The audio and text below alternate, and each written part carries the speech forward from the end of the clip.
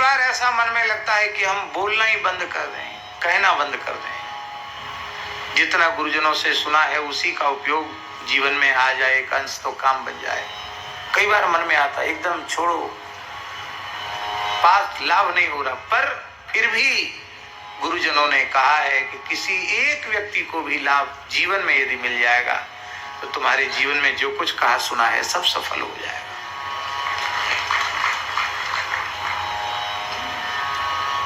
अरे जिनको नहीं मिल रहा, किसी एक जिज्ञासु को लाभ मिल जाएगा तो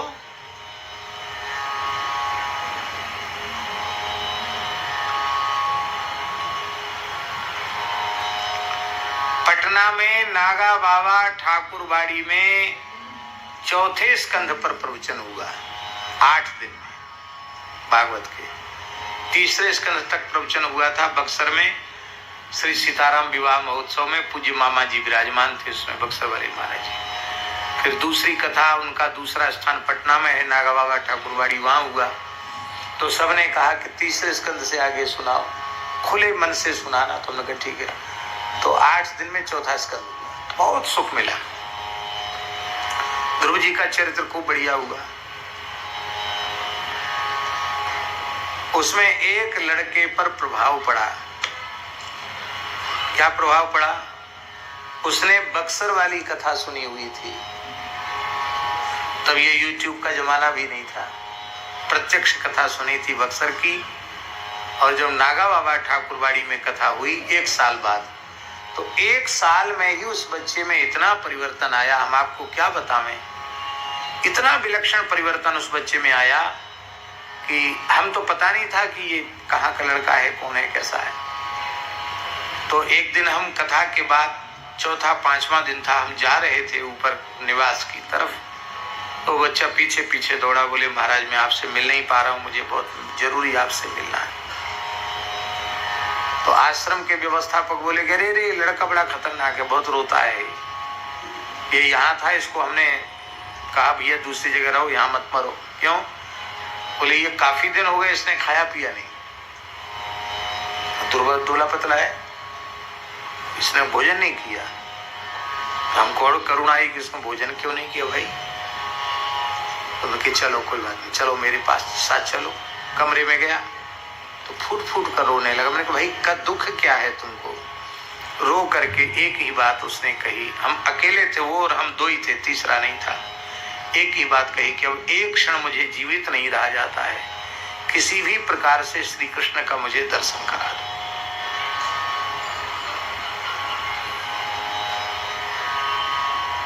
कहाँ के हो भाई? बोले पटना के आसपास कोई गांव का नाम बताया। वहां कहूँ पढ़े लिखे हो? बोले हाँ हमने नौकरी छोड़ दी है। नौकरी कहाँ? बोले सरकारी, जो सरकारी होटल होते हैं ना, सरकारी होटल क्या कहते हैं उसको? गेस्ट हाउस, सर्किट हाउस कहते, क्या कहते, उसमें मैनेजर के पद पर था वो, शिमला में। तो बोले नौकरी हमने छोड़ दी, आपकी कथा सुनी और अब मैं क्या साधन क्या करते हो? बोले द्वादशाक्षर मंत्र का जप करता हूं। नौकरी छोड़ दी है। विवाह? बोले अभी विवाह नहीं किया, पिताजी पीछे पड़े। नौकरी छोड़ने से पिताजी बड़े नाराज हैं। कहाँ रहते? बोले खेत पे रहता हूँ, केवल भजन करता हूँ। तो भोजन क्यों नहीं किया? बोले क्या करें, मेरे भीतर कुछ जा ही नहीं रहा है, मैं बहुत विकल हूँ। मैंने कहा भाई तुम्हारे विरह को, विकलता को देख के हमें इतनी करुणा आ रही है कि हमारी सामर्थ्य होती तो तुम्हारी गोद में श्री कृष्ण को बिठा देते। पर मैं इतना कहता हूं, तुम हठ मत करो, भोजन करो। बड़ा आग्रह किया तो बोले हमको कंठी दे दो, तुलसी पहनने की बड़ी, मैंने तुलसी दे दिया। फिर दूसरे दिन मैंने उसको बुलाया, कथा तो पूरी हो गई थी, तो मैंने हठ पूर्वक उसको कहा कि नहीं कुछ खाना पड़ेगा। बोले आपने जो खाया उसमें से 1 कण हमको दे दो। तो कढ़ी बनी थी, त्यागी जी भी थे उस कथा में, तो कढ़ी बनी थी, तो कढ़ी भात उसने हमारे खाए हुए से थोड़ा बचा, थोड़ा सा लिया। इसके बाद हम पहुंचे वृंदावन। स्वामी जी सत्य घटना सुना रहे, सत्संग का प्रभाव। तो 1.5-2 महीने बाद वो बच्चा फिर वृंदावन में और कमजोर।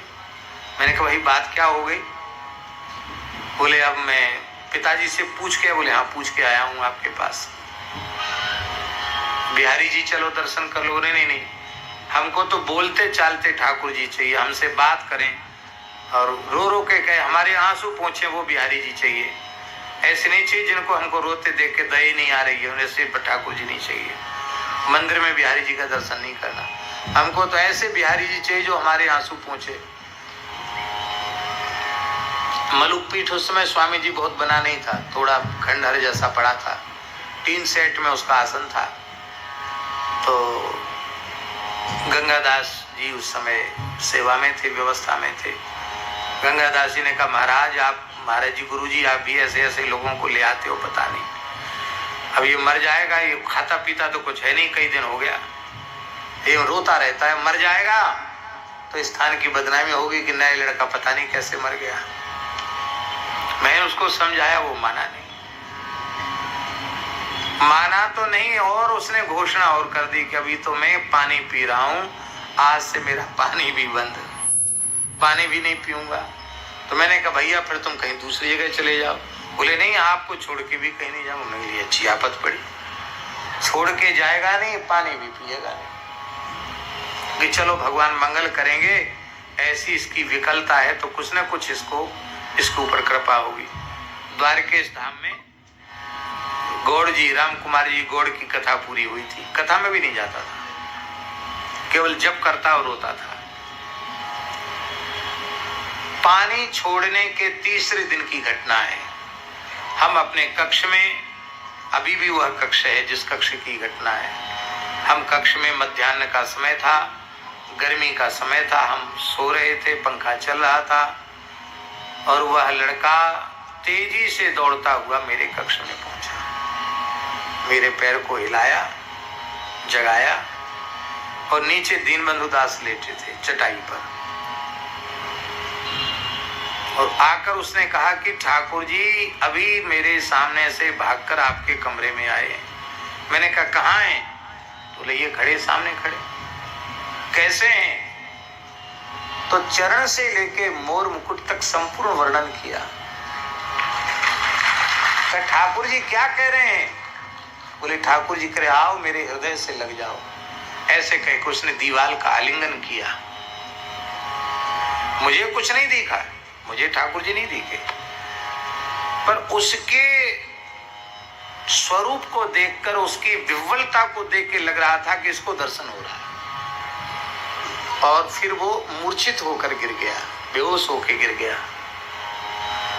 हमने आवाज लगाई, जो हमारे निकट सो रहे थे, दीनबंधु दास, उठ, दीनबंधु उठो उठो उठो। वो उठे ही नहीं, पता नहीं कैसी निद्रा, वो उठा नहीं।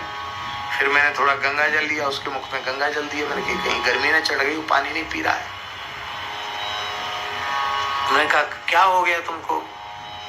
तो चरणों में सिर रख करके अत्यंत प्रसन्नता पूर्वक कहा कि मैं जो चाहता था वो हो गया। श्री कृष्ण ने मुझे हृदय से लगा लिया, मेरा काम पूरा हुआ। मैंने कहा अब तो रहो यहाँ। बोले नहीं, अब हमारा काम हो गया। कहाँ जाओगे? बोले अब मेरा मन है कि मैं हिमालय की ओर जाऊंगा, उत्तराखंड की ओर जाऊंगा। कहाँ रहोगे? बोले जहाँ कोई मनुष्य ना हो, ना हम किसी को देखे, ना कोई हमें देखे, वहां रहूंगा। मुझे आशीर्वाद दीजिए, मैं जा रहा हूं। तो हमने कहा वहां ठंड है, कुछ कपड़ा ले लो। तो कहता ना कपड़े की जरूरत है, ना पैसे की जरूरत है, आप दोनों हाथ सिर पे रख दो।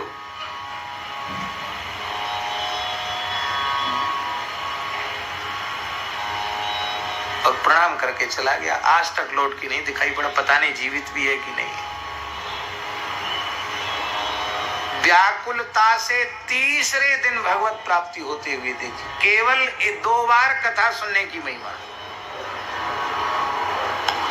हाँ ये जरूर है कि उसका कोई जन्मांतरीय संस्कार होगा, पूर्व जन्म की साधना होगी।